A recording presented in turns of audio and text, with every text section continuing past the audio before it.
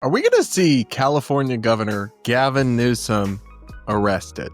That's what people are wondering right now, because the governor's official team and the official White House staff are sparring on X, and Trump is openly talking about prosecuting his political opponents.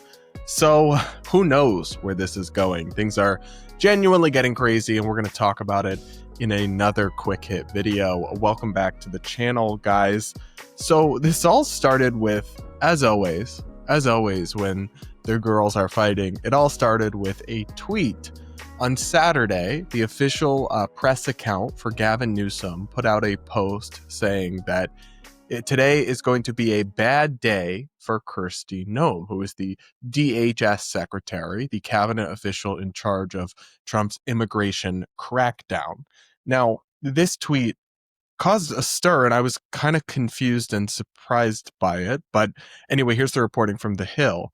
President Trump's allies on Saturday slammed California Governor Gavin Newsom over a comment his press office made, warning it would be a bad day for Homeland Security Secretary Newsome-Noem.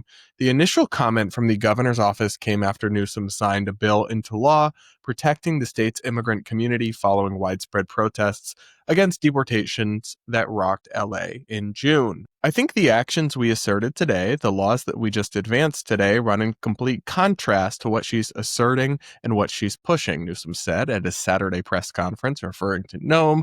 Coinciding with the press conference was a tweet from his office that sparked the criticism.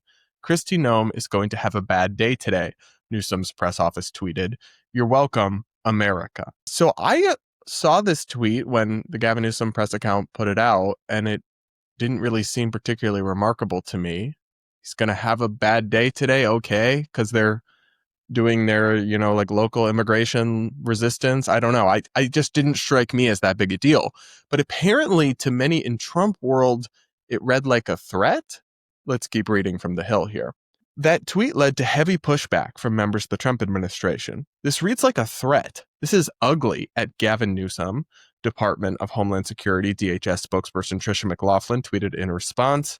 She went on to describe his staff as a, quote, keyboard warrior team that hides behind their laptops to spew this kind of vitriol, but you would never have the guts to say this to her face. Her remarks come after Newsom's office has taken an increasingly aggressive stance on social media, often imitating Trump's style of tweeting and attacking the president's administration. Now, I just don't see the threat in this post when you say she's going to have a bad day, when you're specifically signing legislation or promoting policies that are meant to like thwart her agenda.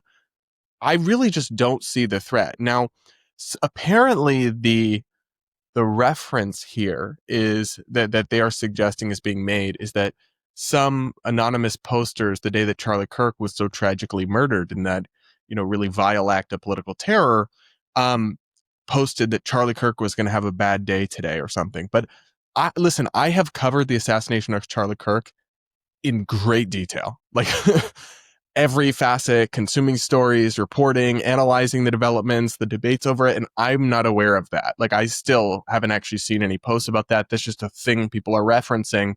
So the idea that Gavin Newsom was intentionally referencing that and making some sort of assassination threat against Newsome-Noem, I just find that very far-fetched. I just don't. I think that's they're reading way too much into that. But they're taking this very seriously. So let's keep going from The Hill here. Other Trump officials also took issue with the tweet. To make a threat like this, especially on the Memorial weekend for Charlie, is beyond the pale and totally disgusting. This is what happens when Gavin Newsom lets deranged leftist lunatics post messages on his behalf, White House Director of Communications Stephen Chung wrote.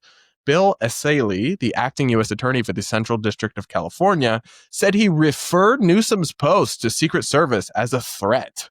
We have zero tolerance for direct or implicit threats against government officials, he wrote on X. I've referred this matter to Secret Service and requested a full threat assessment. Now, Newsom responded to McLaughlin, mocking him, saying, this reads like a threat. Guys, I am the first to criticize the rise of the violent far left, of alarmist rhetoric, but I'm just not seeing it here. And the idea that they are referring Newsom's post to the Secret Service to investigate it for a threat assessment based off have a bad day is wild to me. And what Newsom posted is whether look, I think his new like troll style on his new account, I think it's becoming cringe. The joke is increasingly no longer funny, and it's certainly not the like tenor of political discourse that I want to see in American politics, but it's protected by the First Amendment. He has the free speech right to say that Newsome-Noem, it's going to be a bad day for her today. Like that's just this isn't ambiguous. It's not close. This doesn't come anywhere close to any kind of unprotected true threats or incitement of violence or anything like that. Like it literally doesn't even come close. So why they're putting on this big show of, oh, we feel threatened. Oh, we're referring this to the Secret Service. Why are you doing that? Who cares? Like, why are you playing the victim in this extreme way? It's going to come off, I think, as very, I understand being hypervigilant after what happened to Charlie Kirk. Absolutely. But you also can't freak out over nothing, right? Like, it still doesn't justify that, especially in the context where Trump is quite openly talking about arresting his political opponents and prosecuting his political opponents, and actually just had this like really chaotic and really messy thing where he posted a post on Truth Social as a public post that really reads like he intended it to be a direct message to Pam Bondi, the Attorney General. Like he meant to send her a message and instead just tweeted it out on Truth Social. So we'll read that message now because it is quite something. He wrote, Pam, I have reviewed over 30 statements and posts saying that essentially same old story as last time, all talk, no action, nothing is being done. What about Comey, Adam, Shifty Schiff, Letitia? They are all guilty as hell, but nothing is being done. Continues on this long rant, and then he says, we can't delay any longer. It's killing our reputation and credibility. They impeached me twice and indicted me 5 times over nothing.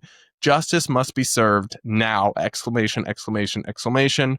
President Donald John Trump. So this post is really remarkable in a number of ways. One, it is concerning that he accidentally posted a direct message. That the operational security here is not reassuring at the highest levels of our government. But then two, I mean, with Trump, he says so much crazy stuff and does so many crazy things that honestly, I think we'll blink twice and this will be over. But with any other president, this would be a scandal because the Department of Justice is supposed to operate independently from the president. It's supposed to make its own decisions about who to prosecute and when to prosecute them, what to prosecute them for.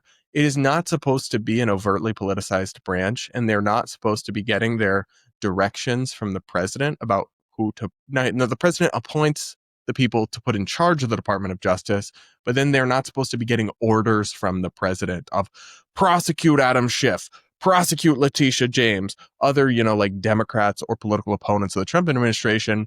That is very improper and very unusual. Now, of course, you can argue that the Department of Justice has been politicized. The legal system has been weaponized against Trump. And I certainly think there are legitimate critiques to be made about that, particularly some of the cases they went after him for I thought were absurd, though also I think some of them had merit and were legitimate. But to overtly politicize it even more and to just start ordering around your attorney general, demanding that she prosecute your enemies, yeah, I think that's really inappropriate. And they already was going to have the appearance of bias and partisanship, but now if they go prosecute these people, it's going to look like just a witch hunt, even more. So if they committed crimes, I absolutely think they should be prosecuted. I don't really know whether they did or not, but I do know that it's not supposed to happen like this. Now, of course, this is leading to widespread pushback in the mainstream media. And Republican Senator Rand Paul was on NBC with Kristen Welker, and they had a really interesting back and forth about this that I find myself in agreement with Senator Paul on, who is, of course, a Republican senator from Kentucky. Take a listen to what he had to say. Justice must be served now. Do you believe it's appropriate for the president to direct the attorney general to go after his political opponents, Senator? I think lawfare in all forums is bad. What they did to Donald Trump by changing the statute of limitations, changing the law, adding up a bunch of misdemeanors, adding up a bunch of records violations and making them into felonies, approving hundreds of millions of dollars in fines when there was no agreed party. None of the banks complained. That was lawfare. But it's also wrong if Republicans do it too. We need to get politics out of the judicial system as much as we can, but we can't do it without acknowledging that the king of lawfare was Biden. And so, yeah, it's wrong if we do it, but it certainly was wrong when Biden and the Democrats were doing it throughout the country. But, Senator, if it was wrong then, you're making the argument it was wrong then. Is it wrong now? I mean, do you explicitly disagree with President Trump's post? I just said lawfare of all sorts is wrong, Republican or Democrat. It's wrong now, but you have to put it into context also and acknowledge that the king of all lawfare was Biden and the Democrats for 4 years. What they did to Donald Trump was an abomination. But yes, it is not right for the Trump administration to do the same thing. I love how she just doesn't get it. He's like, yeah, I just said it's bad. But he is absolutely right. It is inappropriate and improper to weaponize the judicial system or the criminal justice system to go after your political opponents. And Trump appears to be doing that in a really blatant and wild way. But just because when it's been done in the past, it's been done with more polish and less transparency, doesn't mean it wasn't done at all, or that the door wasn't opened long before Trump took office on this kind of political prosecution.